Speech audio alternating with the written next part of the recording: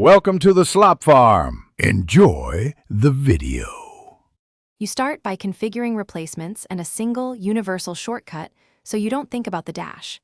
Enable system or app text replacement and map a short trigger like to an M dash or set Alt+ as your insert.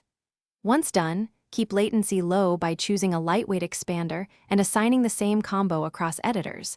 This prevents context switching. Make sure to test in 3 apps so muscle memory forms fast, not slow, and you're ready to move to rapid use. You use the shortcut in Flow. Press your key combo instead of pausing to reach for punctuation menus. Why? Because a single consistent motion saves dozens of fractional seconds per use, preserving cognitive momentum.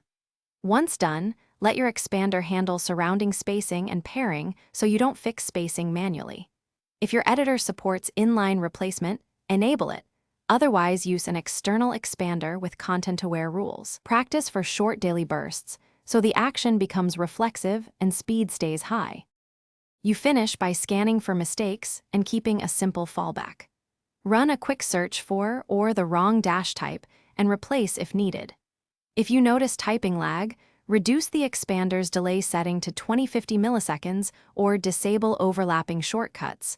Conflicts with other hotkeys are the usual culprit. Make sure you know one manual insert method, Alt+0151, or your OS Unicode tool, so you can maintain speed even when the automation briefly fails.